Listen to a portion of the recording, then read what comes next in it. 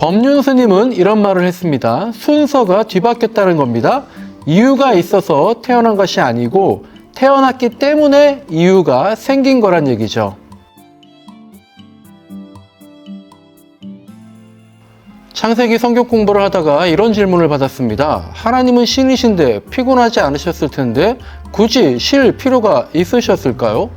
그러고 보니까 참 오랜만에 이 질문을 받았습니다. 하나님은 왜 안식하셨는가? 제 머릿속에 저장되어 있던 답은 이랬습니다. 하나님이 힘드셔서 쉬신 게 아니라 우리 인간들을 쉬게 하기 위해서 본을 보이신 거다라는 거죠.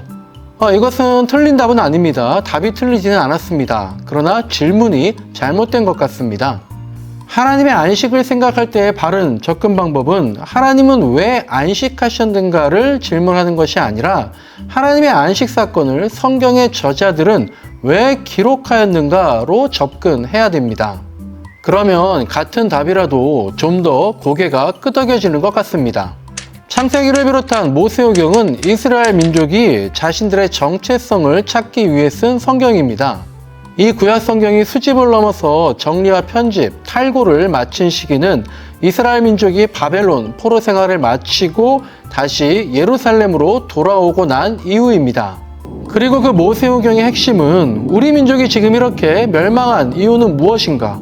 왜 신중의 신인 하나님을 믿는 우리가 포로가 되고 또 하나님이 임재하시는 예루살렘 성전이 폐허가 되었는가? 우리는 누구인가? 우리는 어디서 왔는가? 우리의 하나님은 누구신가?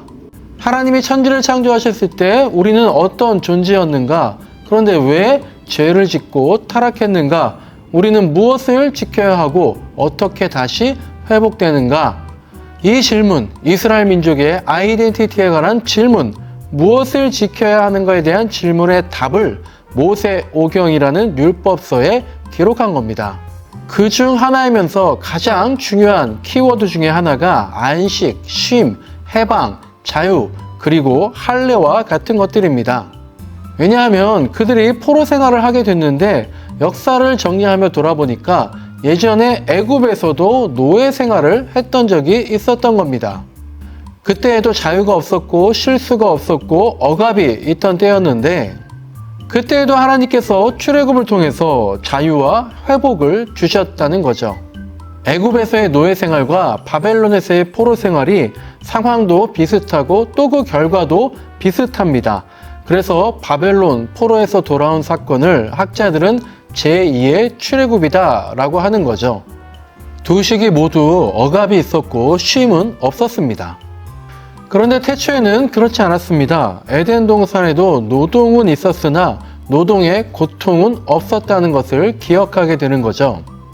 그리고 하나님께서 천지를 창조하셨을 때에 하나님께서 일하시고 일곱째 날에는 쉬셨다는 것을 기억하게 됩니다. 그래서 그것을 명문화 시킨 겁니다. 창세기 1장과 2장에 천지창조라는 대업에 관한 기사, 그 내용이 엄청나게 많았음에도 불구하고 생략하고 줄이고 압축했는데 그 중에서도 빼먹지 않고 기록한 기사가 바로 안식에 관한 겁니다. 하나님이 쉬셨으니까 우리도 쉰다, 중요하다, 반드시 기억하고 지키자. 그래서 십계명에도 제4계명에 안식일을 기억하여 거룩히 지키라가 들어간 겁니다. 그리고 출애굽기와 레위기, 신명기 등을 보면 모든 절기 중에 안식일을 지키라라는 명령이 가장 먼저 나옵니다. 우리는 구약에서 말하는 절기 중에 무엇이 가장 중요하다고 생각합니까? 대부분 유월절을 생각하실 겁니다.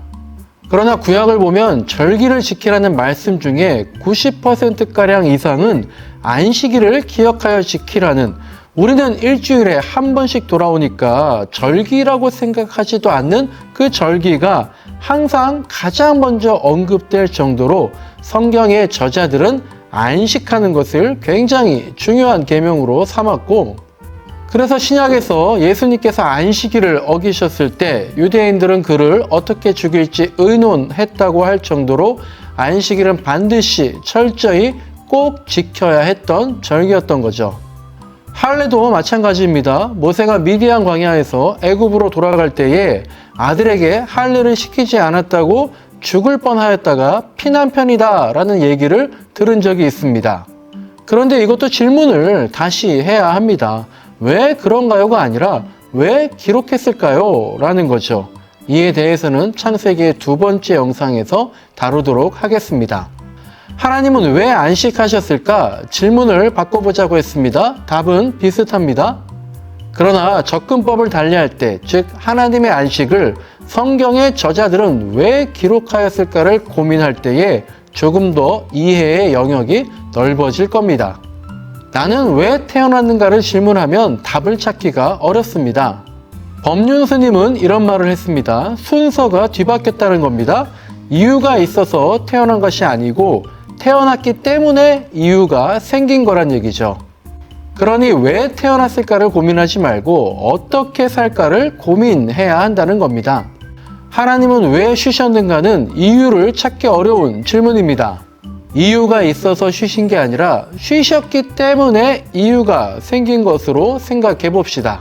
왜 쉬셨는가를 고민하지 말고 우리는 어떻게 안식할 것인가, 안식이 우리에게 얼마나 중요한 것인가를 고민해 봅시다. 그렇게 해보면 사람뿐 아니라 동물과 땅까지도 안식하라고 하신 그 하나님의 명령을 통해서 우리도 그리스도인의 정체성을 찾게 될지도 모를 일입니다. 질문을 어떻게 하느냐에 따라서 전혀 다른 시야가 열릴 수 있습니다. 이상 바이블톡 완벽 정리 하나님은 왜 안식하셨는가 였습니다. 감사합니다.